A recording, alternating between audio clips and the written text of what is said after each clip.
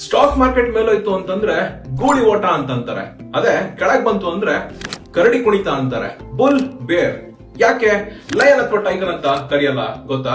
ಯಾಕೆ bull and ಬೇರ್ ನೇ ಚೂಸ್ ಮಾಡಿದ್ರು? ಈ ವಿಷಯ ನಿಮ್ಗೆ ಗೊತ್ತಾ? ಓಕೆ, ಬುಲ್ ಮಾರ್ಕೆಟ್ ಅಂತಂದ್ರೆ ಮಾರ್ಕೆಟ್ ಕಂಟಿನ್ಯೂಸ್ಲಿ ಮೇಲ್ ಹೋಗ್ತಾ ಇರುವಾಗ ಬುಲ್ ಅಂದ್ರೆ ಗೂಳಿ ತನ್ನ ಕೊಂಬಿನಿಂದ ಮೇಲಕ್ಕೆ ಎತ್ತಿ ಬಿಸಾಕತ್ತೆ. ಅದೇ ರೀತಿ ಸ್ಟಾಕ್ ಪ್ರೈಸ್ ಕೂಡ ಮೇಲಕ್ಕೆ ಹೋದಾಗ ಬುಲ್ ಮಾರ್ಕೆಟ್ ಅಂತ ಕರೀಲಿಕ್ಕೆ ಸ್ಟಾರ್ಟ್ ಮಾಡಿದ್ರು. ಬೇರ್ ಮಾರ್ಕೆಟ್ ಅಂತಂದ್ರೆ ಮಾರ್ಕೆಟ್ ಕೆಳಗ್ ಬರ್ಬೇಕಾದ್ರೆ ಅಂದ್ರೆ ಕರಡಿ ಬೇರ್ ತನ್ನ ಕೈಗಳಿಂದ ಪಂಜದಿಂದ ಉಗುರುಗಳಿಂದ ಕೆಳಗ್ ಸ್ವೈಪ್ ಮಾಡುತ್ತೆ. ಹಾಗೆ ಸ್ಟಾಕ್ ಪ್ರೈಸಸ್ ಕೂಡ ಡೌನ್ ಆಗುತ್ತೆ. ಅದಕ್ಕೆ ಬೇರ್ ಮಾರ್ಕೆಟ್ ಅಂತ ಕರೀಲಿಕ್ಕೆ ಸ್ಟಾರ್ಟ್ ಮಾಡಿದ್ರು. ಬುಲ್ ಇನ್ವೆಸ್ಟರ್ಸ್ ಆಪ್ಟಿಮಿಸ್ಟಿಕ್ ಇರ್ತಾರೆ, ಅವರು ಗ್ರೋತ್ ನೋಡ್ತಾರೆ, ಹೆಚ್ಚು ಇನ್ವೆಸ್ಟ್ ಮಾಡ್ತಾರೆ.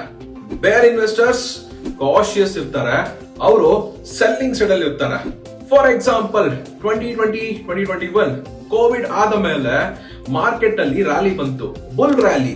ಸೆನ್ಸೆಕ್ಸ್ ಆಲ್ಮೋಸ್ಟ್ 60-70 ಸಾವಿರ ಪಾಯಿಂಟ್ ಗಳನ್ನ ತಲುಪ್ತು. 2008ರಲ್ಲಿ ಲೇಮನ್ ಬ್ರದರ್ಸ್ ಕೊಲಾಪ್ಸ್ ಆಯ್ತು, ಬೇರ್ ಮಾರ್ಕೆಟ್ ಇತ್ತು, ಸೆನ್ಸೆಕ್ಸ್ 9-10 ಸಾವಿರ ಪಾಯಿಂಟ್ಗೆಲ್ಲ ಬಿದ್ದೋಗಿತ್ತು.